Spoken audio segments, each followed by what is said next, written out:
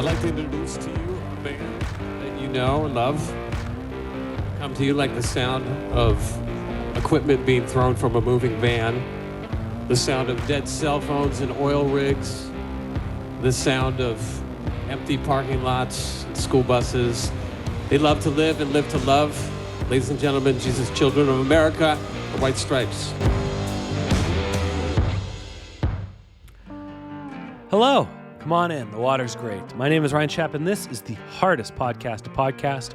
The only podcast out there celebrating the White Stripes' entire musical catalog, one song at a time, and one song per episode. I believe we are still the only White Stripes podcast out there. How's everybody doing? I'm back. Missed a week. I'm talking with my hands. If you're watching at youtube.com/hardestpodtopod, just hit the mic as well. So let's hope that doesn't cause a ruckus. I had some things fall through last minute, so took a week off from the podcast, then got quite sick, really annoying cold. You can still kind of hear it in my voice, so things kind of piled on, but nevertheless, we've got a great episode this week. New friend of the show, Adam Vennendaal, is going to be talking with us in just a little bit about the opening track off of the 2000 album Stijl. We're talking about You're Pretty Good Looking for a Girl this week, and this was a very good conversation and a lot of fun. For a song that's barely 2 minutes, it's wild where the imagination goes and what you can talk about, because this was a great chat about a song that's catchy as hell and a song that Jack White is really proud of, and we'll get into that. Lots of Jack White happenings in the last 2 weeks. I think I need to put together a bonus episode over at patreon.com/hardestpodtopod to go over a very visible night on SNL, interview on Colbert, a very good performance at Coachella. That sounded. It was very good because it was a festival-friendly set. It was no surprises. It was White Stripes songs, and it was songs off of No Name. I enjoyed it. I put down the phone for an hour and just took it all in. But it was what it was. I thought it was cool as hell. But that's me being snarky, being like, well, he didn't play any old shit, and he didn't play anything exciting and deep cuts or all this stuff. But he put on a very good performance for an hour, and I mean, no knock to a lot of the artists at Coachella, but all the gear on stage was plugged in, and I don't think there was anything backing or any sweeteners. I also watched the Strokes performance. That was really, really sick. And I think the cool thing about these Coachella performances is everything looks. You watch them shoot it live, and they're so good at it, and the gear is so good, and the creative direction is so dialed in that it feels like you're watching something that had gone through the cutting room floor and edited and put together by a team to be as perfect as possible.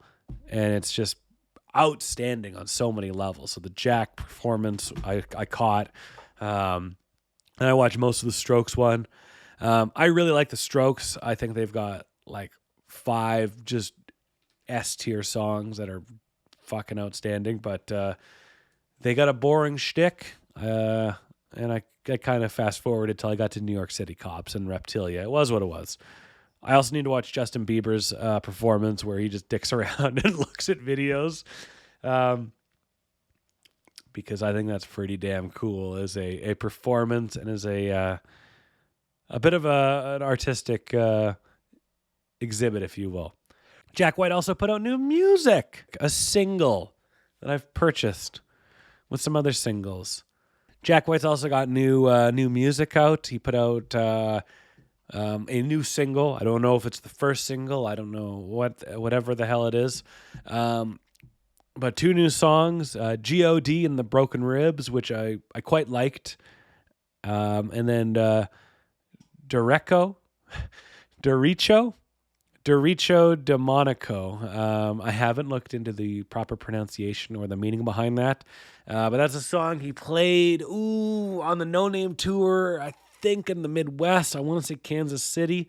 I'm not sure. Don't quote me on that. I'm pretty sure a listener of our show posted that they saw Jack perform this song. I think it's fun.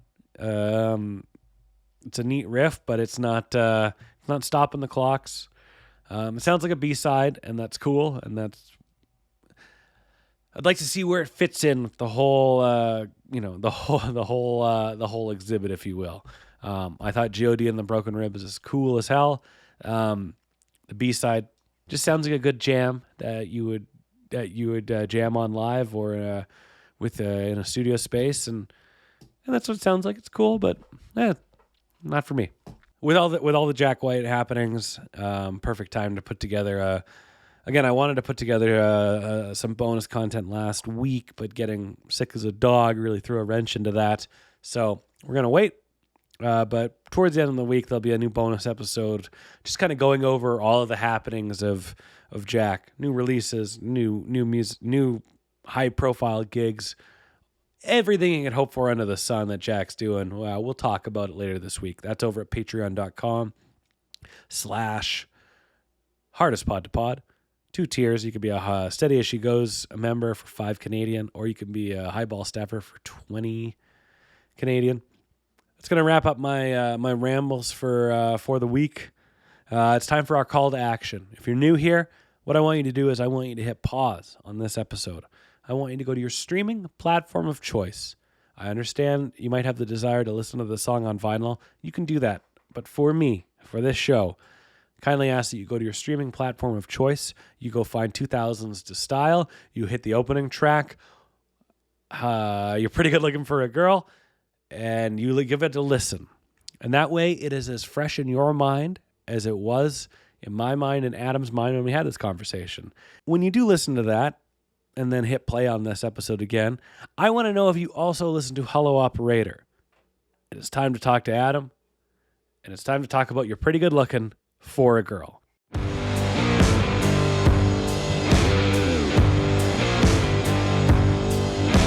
Our guest this week is based out of Toronto and performs in the great band Girlfriends and Boyfriends.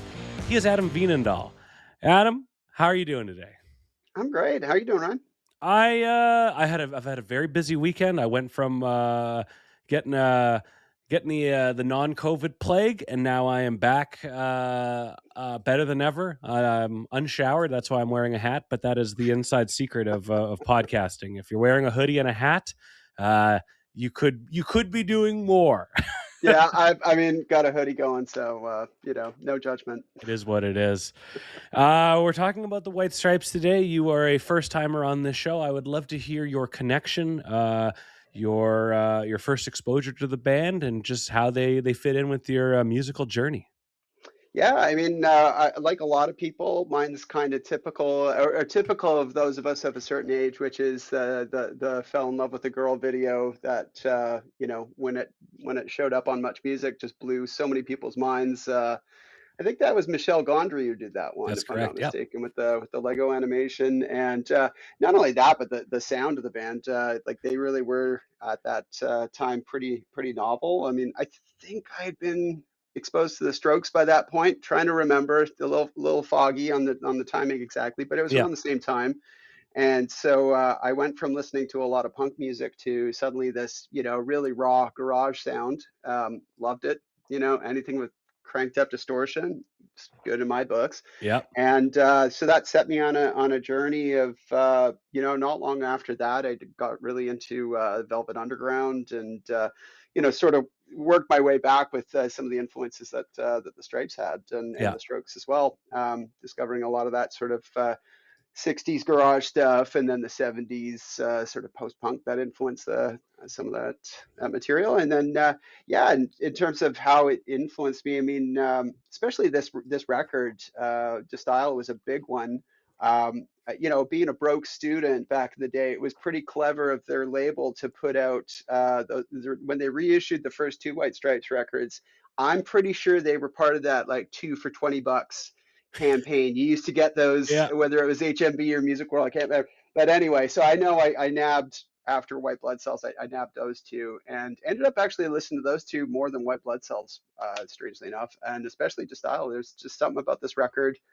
I think maybe it's the length, like it's 37 minutes, I think it was. And I looked it up. I mean, it's just a great compact record. So I just listened to it all the time. And yeah, it really stuck with me. It's interesting you bring that up because I was the same way. Like, you get exposed to the White Blood Cells, you get exposed to like a more refined band, more refined sound. They have a better idea of what they want to sound like. What their vision. Jack and Meg's vision is kind of a little more focused at that point. But then you go and you get those first two records, and the first one sounds like just the loudest, Yeah. snarliest punk record. That you've bought at a merch stand at a show at an all ages show at a church basement Oh, or yeah. something. Like, it rules. And then with the still or the style, and now that we have somebody of Dutch origin here, we can I'm gonna go with the style. I grapple with it. I don't know how I should pronounce it, but I I got feel like chewed out for saying distill once, and somebody said it's just style. So, okay, all right. I'm Dutch. I suppose I should know these things. But. the style is this record is all about it's Jack and Meg taking chances. It's Jack really evolving as a songwriter, as putting songs together, putting music together, and a lot more of a self-awareness with this band that they are getting good at something. Mm, And I mean, we just joked off air, like, oh man, we're getting good at something. We've got to kind of change our focus a little bit. And, yep. In everything I read and everything I come across, it seems like they didn't expect to get good at this. And like they had to pivot on the fly. And everything else from that moment is them trying to pivot and realize, oh shit, this is actually a good band and a special band, and we got to be good about this. Yeah, and it's a challenge to recognize. You would think it'd come a lot more naturally, but to recognize your strengths. A lot of time that has to come from not within, but from without. You might have somebody catch a show or something and say, this moment was really special when you guys did this or whatever. And I'm sure it was wild watching some of the footage from around this period and Yeah. just being like, oh my, you could just see they don't have that confidence yet. And you fast forward only a couple of years and it's an entirely different stage presence, entirely different dynamic, all of that. Hmm. So it must have been pretty wild to go, like you say, coming out of that first record, which is very self-contained, it's very cohesive for that Yeah. reason. But come into this one where it feels a lot more playful. Like they're experimenting. They're like, what can we, like we're really pushing the boundaries of the two piece. Like what can we get away with recording, but also still play live? That can be a real challenge. And I think they pulled it off really well.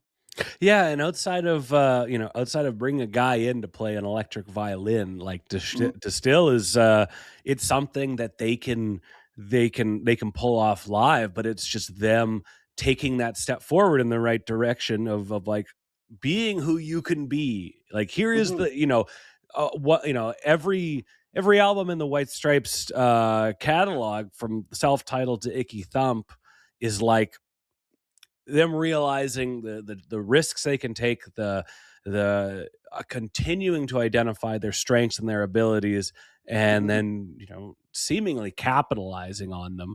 And the style is just Jack realizing himself that, hey, you can write an emotional song. You can you don't have to play the loudest punk riffs imaginable. You can take your time on that. And revisiting this band, revisiting this catalog through my grown up eyes, because I was 15 when I got into the band. Mhm. You just see this progression, this like maturity, and I don't know if I see that in a lot of other bands, but you Mm, see it in this band because there's just only two of them. Everything is stripped down, yeah. and it's like a science experiment with very visual results. Yeah, well, absolutely. And it's funny, I got into them shortly before I enrolled at audio production school, and so by this point I was already noodling around with recording, in my mom's basement with my terrible high school punk band and Hell, hell playing yeah. around with, oh, we can do this, we can do that. It's all these sort of sonic possibilities, but that can sort of take you away from what makes the songs special. Yeah. And I think that Jack and Meg did a great job on this record, and in particular in the song we're talking about like don't stray too far from the magic. What was the initial inspiration that hit you? Because whatever that spark was, trying to preserve that. Yeah. I think is usually what gets the most sort of goosebumps inducing experience for the listener. That the farther away you get from that, the more that you sort of workshop a song, and you know, uh, I think sometimes you lose a bit of that magic. So this record sounds very playful, but still has the immediacy of that that early stuff that they were playing with. So Yeah, I couldn't agree more. The song that we're talking about is "You're Pretty Good Looking for a Girl," a song whose or that lyrics do not match its music. We'll talk about that in a bit. yeah, But a lot of a lot of the information I got for this episode comes from an amazing. Basically in-depth conversation Jack White had with Mojo Magazine in regards to to celebrate the 30th anniversary of the record. He gave a mm, lot of great insight that I kind of didn't expect him to do. So it was a treasure trove in my prep for this. He says mm, the style song that still stands out for me is "You're Pretty Good Looking for a Girl." I wanted to mm. write a song the way Michael Jackson did. He would hum the music to himself and write the song around that. I made up that song while I was driving in the van, vocal melody and lyrics, then came home and put guitar chords and drum beat underneath it. It was melodic bubblegum pop, and I remember people hearing that track and saying, "Wow, that band got really bad really fast." I wanted to show people, even if we could only make a couple of records, we're not a one-trick pony garage rock band. We would be multi-directional. How hard is to do what Jack White just described there as a musician?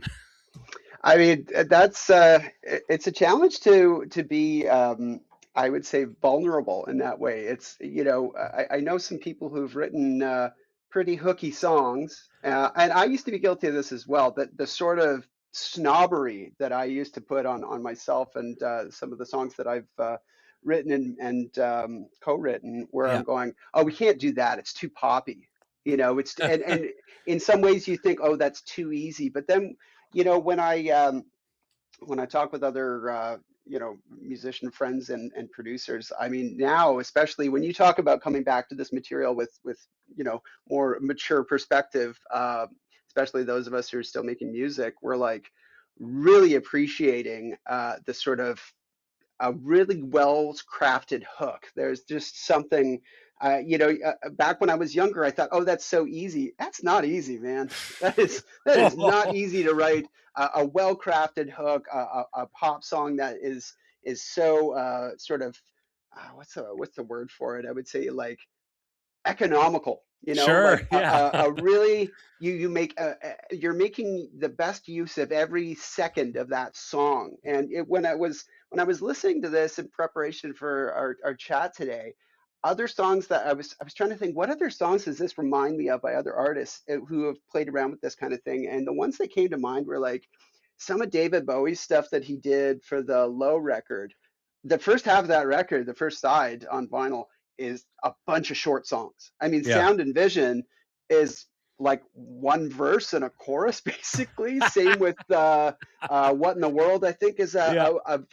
Breaking Glass is definitely so short that when they played it live, they just doubled the song. Yeah. because it's so short, Yeah. and it gets your point across. Here's your hook, here we're just going to hammer you with it. It's so fast, and so yeah, it's not easy to do that as a musician to really get to the get to the bare essentials of the song, especially because, and I've talked with some other musicians about this, it's really easy to be precious Oh with yeah. your songs, and oh, I don't want to cut this part out, or oh, I really like how this goes. But when you get to a certain point, you hope, and I'm still working on this, you get to a point where you're just ruthless and you will just start cutting and cutting. And it's like, no, I want to get to the real essence of what makes this track special. It's it's funny you bring up David Bowie, and with the short songs, and like this song is a minute 58, and you ask yourself like, okay, everything about this song is catchy, it works, it's fun, it's incredibly memorable. Um, like what else could you do? Do you just do another verse? Like what else do you need to say in it? Like do you need to do a solo? I don't think this song needs a solo. It's like Yeah, this song is should be 2 minutes, and it is 2 minutes.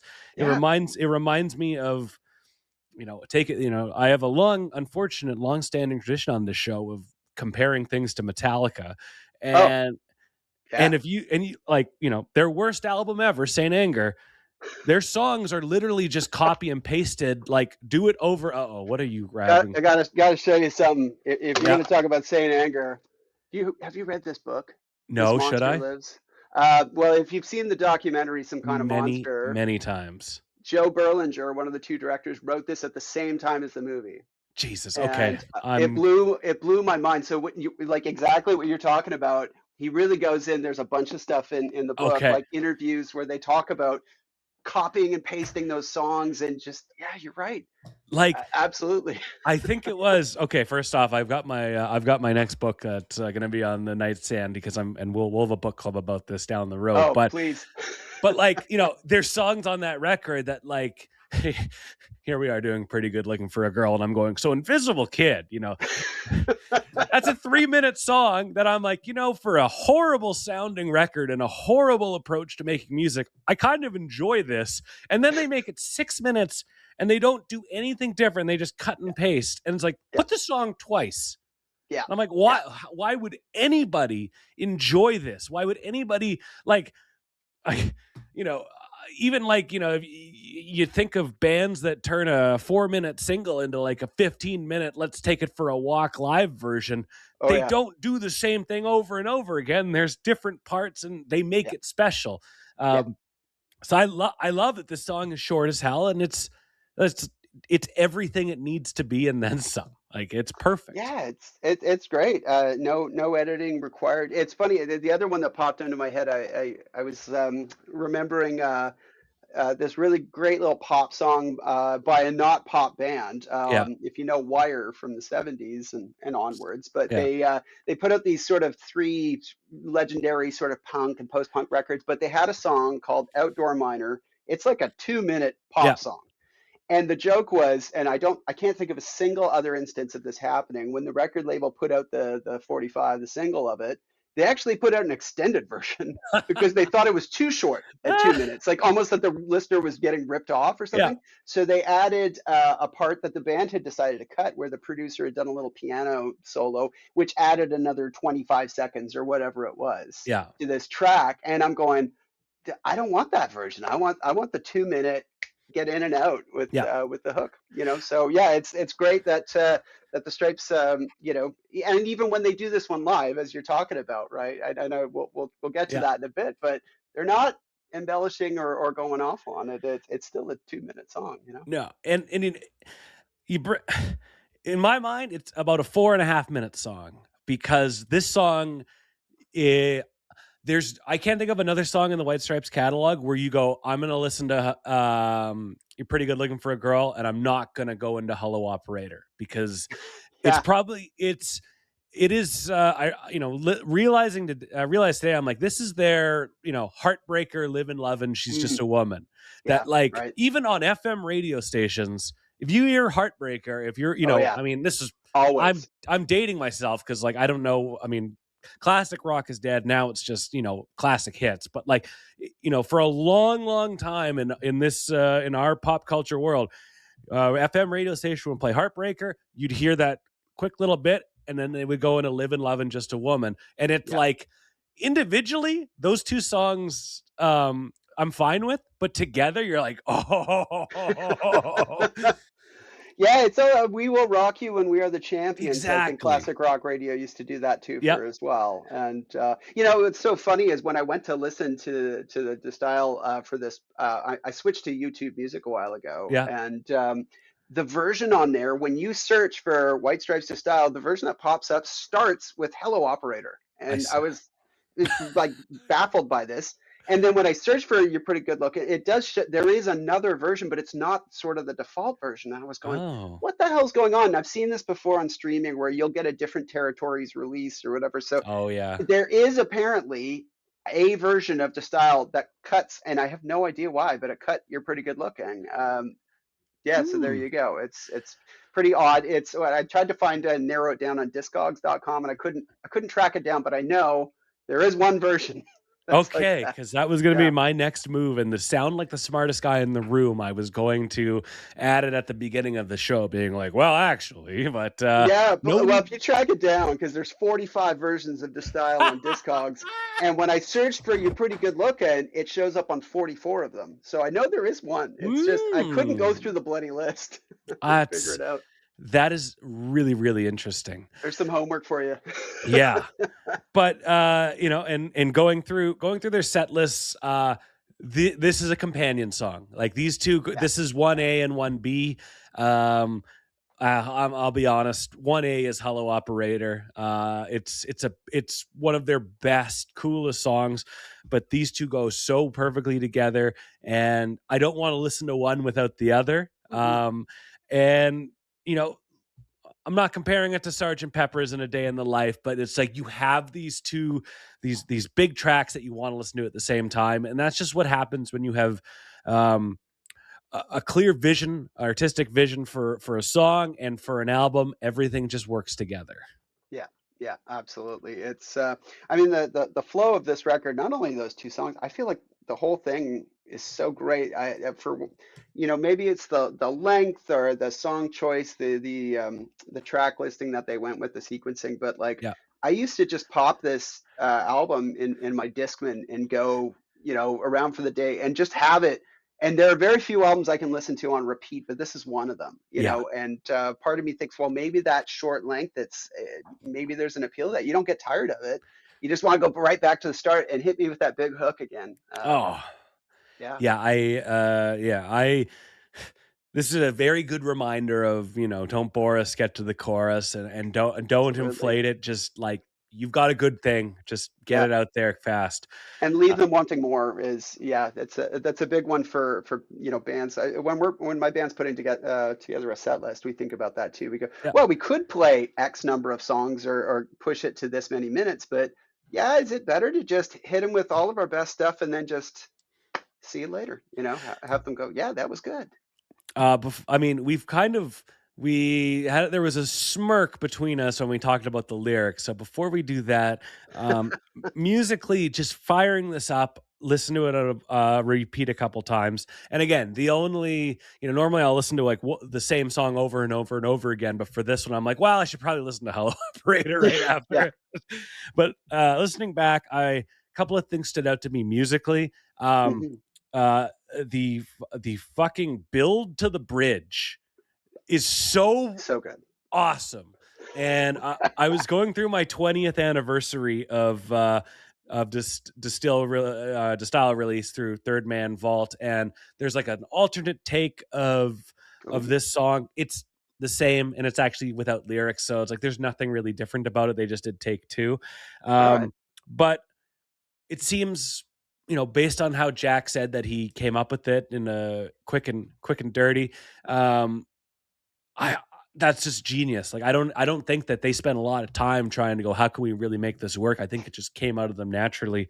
But I love that build of the bridge. I love the bridge. It makes it a completely, like, there's so many different moving parts of this song. I think Meg goes from one of my my two favorite Meg White drum beats are in this song, which is just Hmm. crash and snare, crash, crash, snare, or the other way Yeah. around. And then floor tom and the snare. Oh yeah. She's outstanding on it. And it rules. Tell me what stands out to you musically, even though I just said all the good parts. Well, you beat me to that bridge. That climb to the bridge Oh, is just comes out of left field. You're going, where the hell is this coming from? And what I love about it, and what really caught me, I don't think I ever caught this back when I was younger, but listening to it now, it's building this anticipation, ba, ba, ba, ba, ba, and it's making me think of Tim Curry in Rocky Horror, that oh yeah. line in Sweet Transvestite where he says like anticipation. It just, that building that moment, the bridge hits so much harder than if he had just gone into it straight Yep. from straight out of the chorus. And so that's brilliant. I love that it just hits you with it's this nice quiet little opening, well, not quite quiet, but a little bit of guitar overdrive, and then it gets a little bit louder, and then bang, hits you with that big hook right Yep. there, just right off the top. No sort of meandering verse to then hit you with it. No, you're just getting that huge hook right off the top of the record. It's so catchy. I love that. It's yeah, it's a brilliant way to start this record off. I mean, it's a bit of a sort of statement to coming off the first record, which had a little more sort of a blues purist. I mean, I know people back then were trashing them, saying, "Oh, it's fake blues" or whatever else. But I remember all of those, reviewers and like the snobs poo-pooing the band when they first hit the scene. But it really is. It's like, now we're just going to come right off the top with Yeah. with the really poppy thing. And again, bringing up the Velvet Underground, it makes me think, as much as people latched onto, oh, they were so weird and dissonant and everything else. If you put on that first record, this Velvet Underground and Nico, it opens with Sunday Morning, which is this Yeah. gentle lullaby, like it's just like a bloody xylophone, or opens the record. I mean, so it's hitting people with a great melodic hook. It's an amazing way to start a record. I think it's just brilliant move on Jack's part. You mentioned Velvet Underground a couple times now. In that Mojo 30th anniversary retrospect, Jack he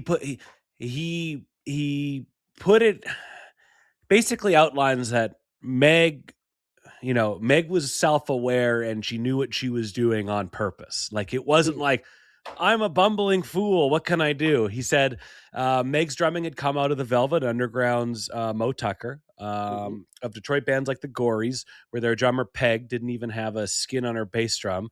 And he says nobody in the Detroit scene had a problem with Meg's drumming.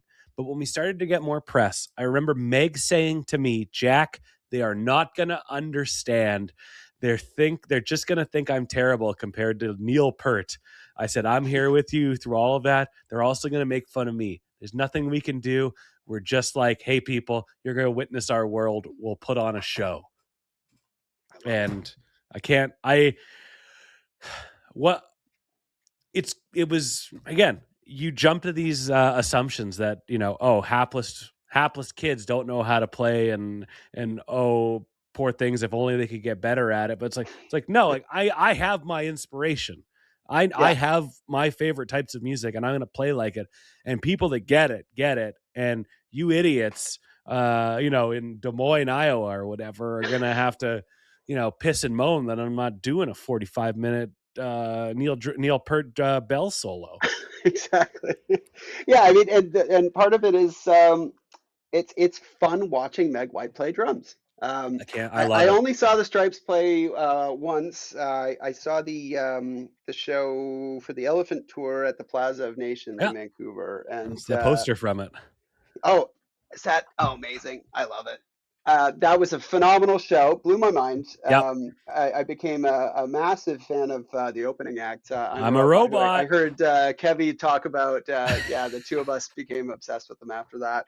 And watching Meg and seeing the clips again of those early shows in particular, she had this way of, especially when she was doing the floor tom beats that you're talking about, Yeah. when she does that, she has this way, she kind of looks up in the sky, and it's just there's something so magnetic about that. I love that, and you can't do that if you're doing the world's flashiest, busiest drum solo or a really complex part. It's Yeah. like you can see the two of them just losing themselves in the music, and it's so much fun to watch a musician who's in their element and loving every second of playing that, as opposed to somebody who's either been doing it way too long and just looks bored. And I've seen a few bands like Yeah. that over Oh the yeah. years. I was not impressed when I saw the Pixies, I got to be honest, because they looked bored out of their skulls. And you just and that was like the first run of their reunion in 2004 or whatever. It's like, Oh, guys, that you just got sucks. started this reunion tour and you already look like you'd rather be anywhere but on that stage. So, watching Kim Deal look bored out of her mind versus Meg White's just soaking it up. Yeah. It's so much fun to watch that. And she's also much like Mo Tucker. It's like doing what the song needs and nothing more. And it's really easy to overplay and ruin a good song. I've done it tons. Ask some of my old bandmates. uh, Again, couldn't agree more. Let's talk about these lyrics. So there's some, there's a couple of ways of looking at this. Again, Jack is not an autobiographical writer. He doesn't write about things he goes through, but he's definitely got to be inspired by them. This is a difficult part of the band. Jack and Meg split up late '99, and divorces in January. But they're like, on top of realizing, oh shit, this wasn't supposed to get good. Now it is good, and now we're big, but we're also not married. Like, there was a Right. show in late '99 where they're like, this is going to be the White Stripes' last show, and then Meg basically said, like, we should probably keep doing this, and Yeah. we can get through this, and she joked tongue in cheek, like, hey, come on, we're family, like brother and sister. So up until the Style, like there was really rocky waters of like that this band wouldn't exist anymore. And for all the right reasons. This is a roundabout way of saying that Jack White is got some divorced energy in the way that he's writing these songs. Yeah. And he's got some, around this time, he has some songs that aren't the best. Lyrically are not the best. Apple Blossom is like, hey, I'm gonna be, you're for me. And it's an age old trope that just like hasn't, from a bygone era, that as we get older, we know more about, not consent, but healthy relationships. They don't Yep. age that well. This song's not the best. It kind of outlines how attractive women get what they want and what they need, but Jack's here to tell you what you actually want and what you actually need. Yeah, and the other one on the record that stood out this time listening to it, I don't think I paid that much. I've never been a huge lyric nerd. I'm always focusing on the production and the instrumentation, things like Yeah. that. And I realized in the listen in preparation for this, I've played the whole record through Yep. a few times, and I was like, good Lord, ending the record with Your Southern Can Is Mine. That's a tough one to swallow, and it kind of reminded me of if you're spinning Rubber Soul and you play Run for Your Life. Oh, Like, God. oh God, John, That's, they're tough trying to yeah. square those lyrics, right? Even though especially Your Southern Can Is Mine, you got Meg singing along, and I think that might have been her first vocal on a White Stripes record. That would be, Sure. yeah. And Yeah, it sounds kind of playful, and then you listen to those lyrics and you go, good Lord. and that's a cover, and that's great. So it's, Yeah. it's something There's a bit of an out there. but like, and you know what, like, lyrics of written in a different time or that of a different time. And until I don't know, like, I'm pretty sure that I had to do a quick edit for Money for Nothing, and I had to for a live event we did yesterday. And I'm like, okay, I got to find the radio edit, and like Mark Right. Knopfler will be the first guy to tell you, like, Jesus Christ, I don't know what I was doing with that, but lyrics that are acceptable at one point are not that acceptable that much later in life, and this isn't that bad of a song, but it's kind of like that old trope of like, wow, the pretty girl gets whatever she wants, and Mm. if only she was with a nice guy like me. And Yeah. it's low key milady energy, and that's just a Well, time of a different era. another thing that I thought doesn't really excuse it, but something I thought, well, am I reading too much into this, being too generous? But it also kind of played into, so you had brought up, there's the I'm Jack and this is my sister Meg and all that.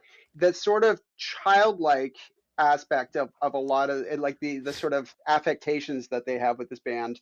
At least during that period, you got songs like we're going to be friends Yeah. and so on, right? Like there's a little bit of a schoolyard taunting, it's like you're the Yes. girl I like, so I'm going to be mean to you. I thought, Exactly. is he trying to sort of put himself into this character? Is that what he's doing with this one lyrically?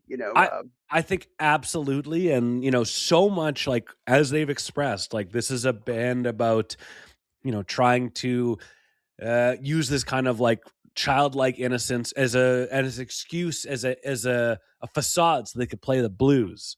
hmm And so if this was a band, if this was a greasier band that wasn't doing that, there'd be some lyrics that you'd go like, ah, shit. But like, yeah, Jack's probably taking inspiration from like, how would a 9-year-old boy that's confused about everything, how would hmm how would they sing a song? So Yeah, I think that's a absolutely. great point.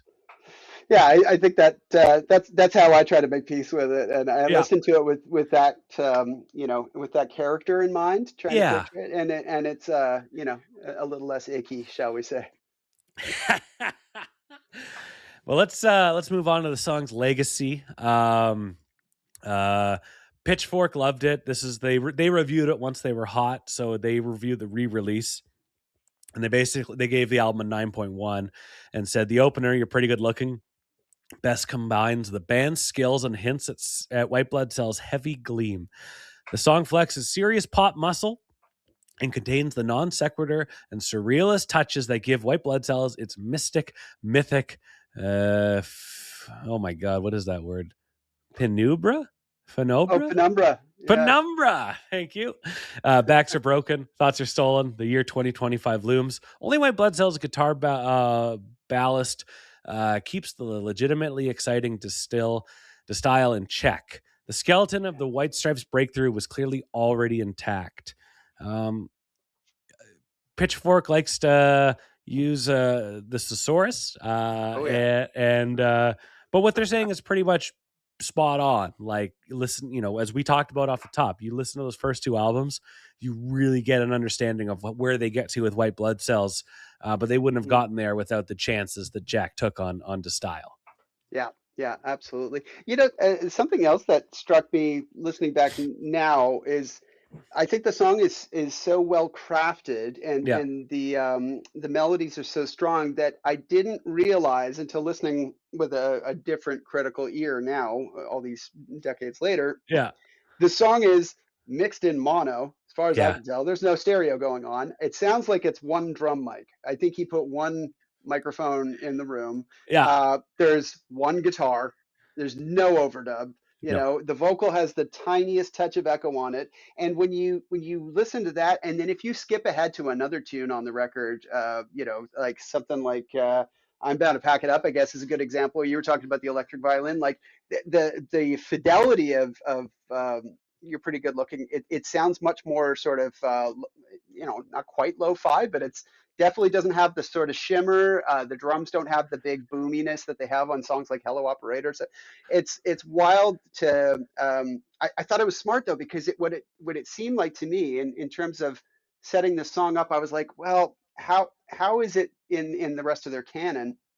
But it's like here's a great little hook that we kind of underproduced almost in a way yes, to let it shine, and then the album sort of opens up from there sonically. It's like the palette, here's all these other colors that we're going to use, but with that one it's like, oh, we don't need to play around with these other things because the song itself is so strong. And that's one that Jack could just bust out on an acoustic guitar at a house party, and yeah. blow everyone's mind. And so kudos to him for writing something so so effective.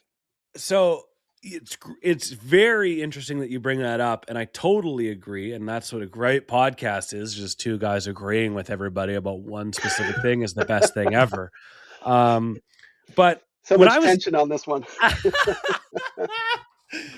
when I was listening to it, um, I'm like, man, these lyrics, like not the actual, oh, sorry, the vocal performance. I'm like, fuck, it's a little squished, a little crushed. Like it's not as dynamic. And I'm like, is this like the first song that they recorded? And like, oh, we've worked out some kinks because like Yeah, they're recording this album in Jack's house right. in his living room, and they're kind of doing it themselves and learning as they go. So like, I don't, I that's kind of, I like your take, but I'm like, is this just like track? We've all been there where you're like, we're going to Hmm. record music as a band, and it's like the first song sounds like shit, but it's your best one. But the last song you record is like we can squeeze one in, and that one, everything's a little less distorted, and you kind Yep, of whoever yep, has been tasked with the mixing board is like, oh, let me bring this down a little bit here and move that up there, and yep. it works a little bit more. Um, but I was And it listening. serves as a bit of a bridge to the first record, I guess, in that way. Now that you're making me think of it, it's like, oh, yeah, here's the sound. Yeah. It's not quite distorted as distorted as there, but it's still kind of lo-fi. And Yeah, then look what we've learned along the way. Good point. 100%. The main reason I was listening to the lyrics because listening to the vocal performance, we've made peace with our lyrics. The main reason I was listening to the vocal performance was because I was trying to figure out where the trendy American remix version of this song came Oh, from, good Lord. and like at what stage that thing entered the chat.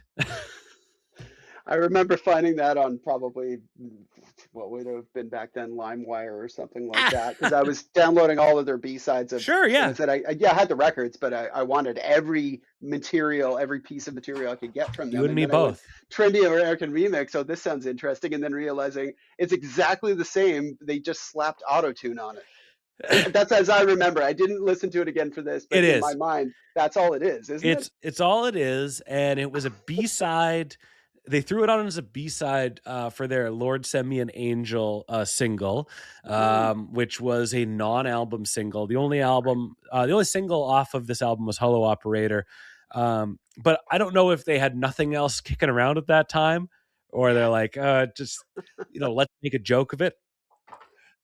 But you just unlocked such a core memory for me because I'm also trying to hear everything. Like you would see photos, you know, this is pre YouTube for me. I'm getting into this band in 2003, 2004, and you're lucky if something has been posted that isn't from the album on LimeWire or Kazaa or whatever was ruining your family computer at the time. Yeah, But you see this and I'm like, "Oh, this is just some clown or some joker," because this right. is the era where you would get like, you know, you a file name would be like Glycerin by Nirvana or some Oh stuff. yeah. And I'm like, "Who what kind of" so I remember downloading this being like, "What kind of jerk would throw this in there?" And you're like, "No, that's just they needed a B-side and they thought it'd be funny and let's go with it." Yeah, absolutely. That's one of those ones where I wish an interviewer would ask Jack about it. I'm assuming there's no information about it on the web, but anyway, if you come across it, because I've been there. Back when I was in recording school, I remember working on a track. It was a class project with Kevy, and we were covering "Walking on the Moon" by the Police, Oh yeah. and I was drumming on that one, but then I also did the lead vocal. I was a big Police geek at the time. I was obsessed with their first couple of records. And somebody slapped auto tune on there while I was recording. Like the engineer threw it on as a bit of a joke just to Yeah. screw with me in the booth. And then we thought it was hilarious, so we left it on. That was the version that became the sort of that was thank God not released on the internet or anything like that. But we were all howling, thinking it was just the funniest thing ever. And yet we didn't put it as an official B-side and release it for public consumption. So bold move, but Yeah. also kind of going against the grain in the sense that people were accusing them of being sort of, well, you're this two-piece blues, like what are you doing here? And it's like, oh, well, we're also going to slap on auto tune and Yeah. sort of not take ourselves so seriously. So, you know, yeah, good on them. it's another layer in that White Stripes red onion, and it's just, Absolutely. you know what, we're not. I don't. We're not here to assume things, or. Yeah. But I'm like, it's probably something pretty similar to that. Yeah. I just it's nice when bands can have a sense of humor. I mean, it sort of gives me like a bit of a ween Yes. jokester kind of thing, right? You know, Yeah. that famous story about they did the Pizza Hut commercial, and Pizza Hut says like, this is too weird. Like we can't do us another version of the song, and all they did was they used the same song but just threw in a bunch of swearing and made it completely unusable. Uh, Not yeah, if that anybody weird wants to look it anymore, up, is it? There, Pizza Hut. where'd the cheese go is the track, and it's just like they're like, look, we're not getting this gig. Pizza Hut's Yeah. not going to put a Ween song in a commercial, so let's just be idiots. And I love that. uh, uh, White Stripes love this song. They played it under a lot. It's on several releases under Blackpool Lights, their 2004 DVD shot on 8mm. It was on their 10th anniversary show, and it made it on their greatest hits compilation, which I own but don't really need to listen to. They just got my money. I looked. They did not do You're Pretty Good Looking into Hello Operator, so I think that's Mm. it's a party foul on them. Yeah, yeah, missed opportunity there. Yeah. And great that listening to the live versions, like from I think Blackpool, that was what 2003, Yeah, from Elephant Tour, yeah. the actual show recording. So they started playing around with the outro, right? Yeah. And sort of speeding the tempo up, and Meg's just kind of tapping the ride cymbal, if I remember correctly, and just a cool way to, just again when you were talking earlier about what are we just going to repeat the song, it's like, well, we're already going to change it up for Yeah. this last part. You've already heard us blasting through it. Yeah. Let's make it a little softer. And so again, really going for the vulnerability here. Let me just give you this pretty little melody in the Yeah. softest way possible. I thought that was very cool, and it seemed like they kept it all the way through the Icky Thump tour. So Yeah, they yeah. would they love to create add that dynamic to it. And they did the same thing with Fell in Love with a Girl after that Joss Stone cover, where they would Oh right, slow yeah. it down, and which is great. It just gives new life to a song, gives new meaning to the lyrics and the story they're telling, and also just like is another pillar of like how versatile this band was, and how like the purposely simple music made so many opportunities live to just like, you know what, I'm feeling of doing it completely different this time. Yeah, no, it's exciting, and I think they didn't used to use set lists either, right? Was that do I remember that correctly? Oh, why did you have to give me the perfect segue? I love what you're doing, young man. First timer Set it here. up. So in my hand, I have the copy, the photo book or whatever, from the Stijl 20th anniversary edition. The last time the White Stripes used a set list was on June 23rd, 2000 in Long Beach. Wow, And Meg wrote the set list on Jack's white shirt. And the amazing. first song of the night is You're Pretty Good Looking for a Girl. And doesn't go into Hello Operator. Wow, Again, Meg, what are you doing? What are you doing, bud? wow, Yeah. blowing my So, mind there. That's an amazing way to write a set list. I love that. I might yeah, have to do that on our singer's shirt at our next show. Write it it's on the back of the shirt so I can see it from the drum oh, kit. yeah. Perfect. I mean, Love it. and Jack would be making live shows as difficult as possible for Meg by change. I don't want to play any song the same. I don't know when I'm going to change things. You got to follow along with the back of my neck. So, she's probably like, well, fuck this. Like, here's the songs we're playing. You refuse to face me or communicate with me. Like, I'm going to know what we're playing tonight. Yeah, I love it. And again, that comes back to that taunting dynamic of those two, right? Oh, yeah. I think you talked about that on the episode with Alexis, my sister, about Yeah. in the cold, cold night. It's like, oh, here, I'm just going to drag you up in front of this Yeah. massive crowd when Meg's known to have pretty severe anxiety, and here's your little vocal performance, Yeah. please. Like, Oh, wow. you're having a tough day today? Well, Just got it, tougher. Yeah, you're gonna realize it wasn't that much to worry about when you're gonna have to go sing to 5,000 people. Yeah, and just mind blowing. But yeah, so the reason I was pointing that out was just you had this sense, and certainly the show that we both saw at the Mhm. Plaza, that gig was you just didn't know what to expect. Whereas there are some bands that I go to see nowadays, and I went to see a show last night, the Chameleons, and I knew, all right, you're gonna finish with this tune, you're gonna encore, and I know that this one's probably going to be either the first or second in the like you know what Yep. I mean. It just becomes so I've seen them probably 3 times, maybe Mhm. 4 now, and it's so predictable. With White Stripes, you never got that, and I love that. You always Yeah. feel like you're getting an experience, a very unique experience that night, and that's great.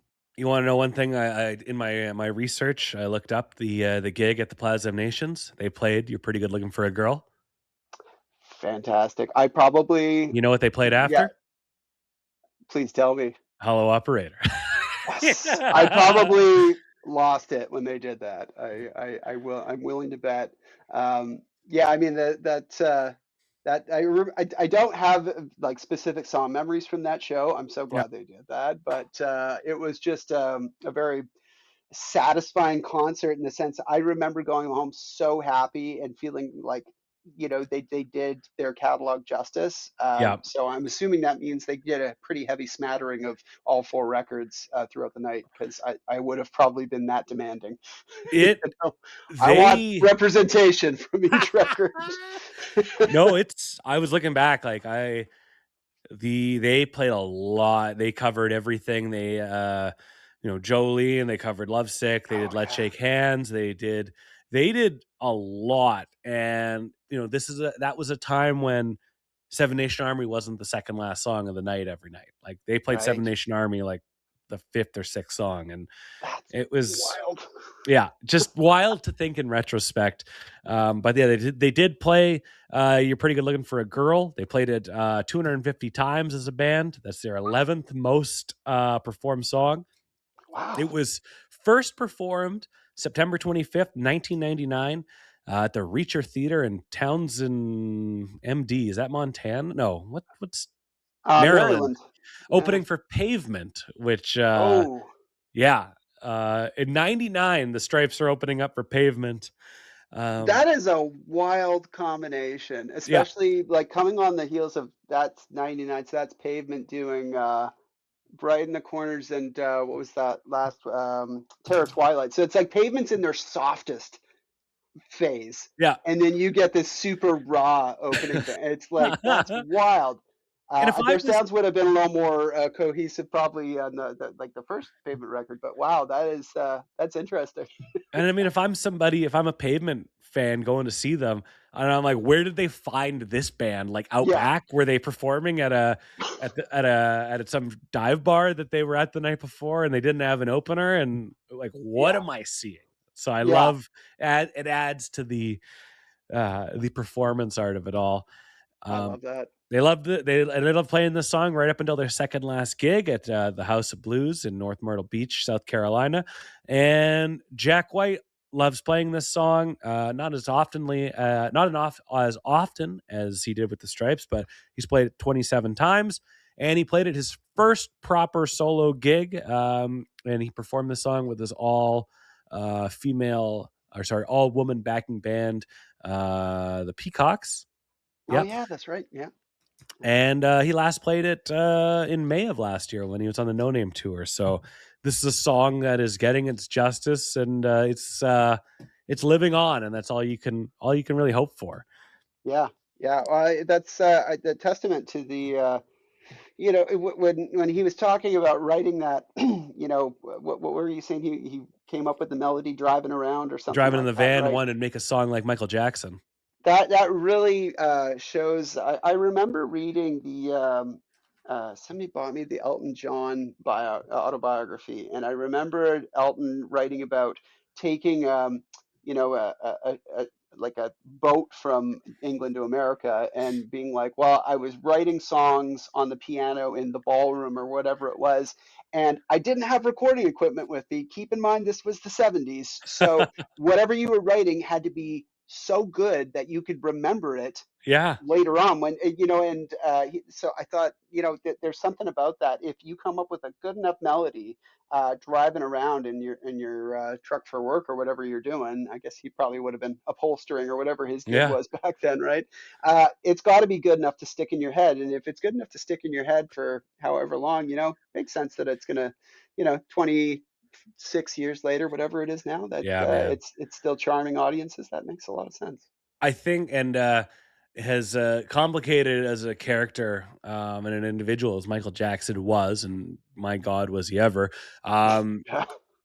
A lot of bad, a lot of horrible, but as an artist, there's a moment in that doc in about '02, he did that weird documentary with that filmmaker, um, and they were talking about coming up with songs, and he explains how he came up with Billie Jean, and he said he was just walking around, and he came out, he was humming the bass line, and then he starts Yeah. doing it right there, and I'm like Jesus Christ, what an absolute artist. And Yeah. and it is in that moment very hard to not be inspired by that or impressed. But it's cool that this is what, you know, obviously you didn't see that clip, but kind of knowing how Michael Jackson created music, to see that as a challenge and this being the result is very damn cool, if you ask me. Absolutely, and I wish I could remember the quote exactly, but I was reading something recently about people talking about sort of flow states and sort of trying to get into that state where the barriers to creativity fall Sure. away. And this whoever the hell is writing this terrible memory that I have for these important details. But at any rate, they were talking about this in the context of songwriting, and they then quoted and I'd heard this one from John Lennon where he talked about some of my songs, I don't feel like I actually wrote them. It's like I was just this antenna and just Yeah. something came through me.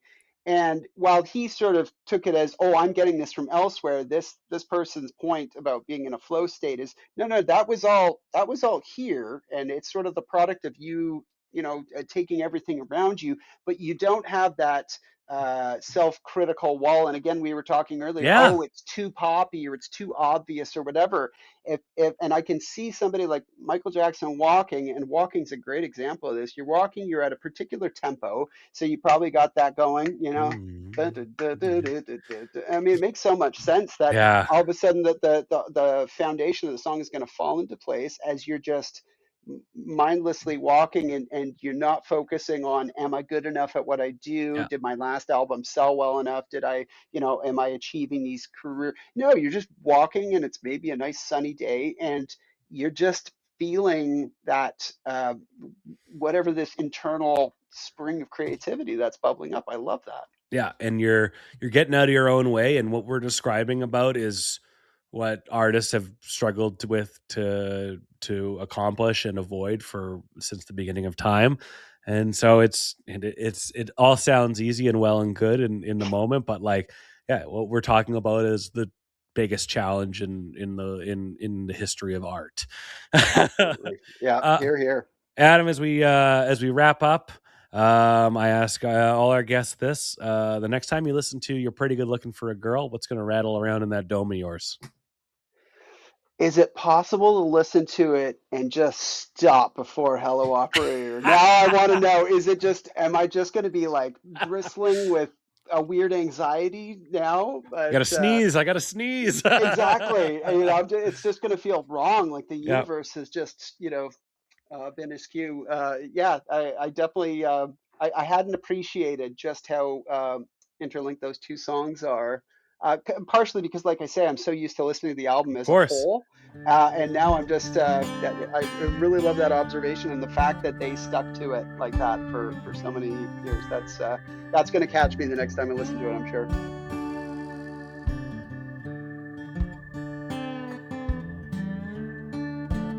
Okay, that was Adam. I'm Ryan. Ryan and Adam. Adam and Ryan. Great conversation. You can take it to the bank that he will be back to do another episode because I had a great time talking with him, and it was a lot of fun. Hopefully, the next time we do an episode will be there'll be some divisiveness. We won't agree on everything, or we won't like everything, but this was a, hey, we like the same thing and we're going to talk about it episode. I want to remind you again, over at patreon.com/hardestpodtopod, I will be recording we'll do an April update for Jack White and all the stuff he did. Patreon.com/hardestpodtopod. And that is an abbreviated way to say the Hardest Podcast, which is hosted and produced by me, Ryan Schaap. For those watching, I'm wearing a Darby Allin shirt. Artwork by Catlin. Amanda Schultz is our assistant editorial producer, and Mike Noble is our Gato.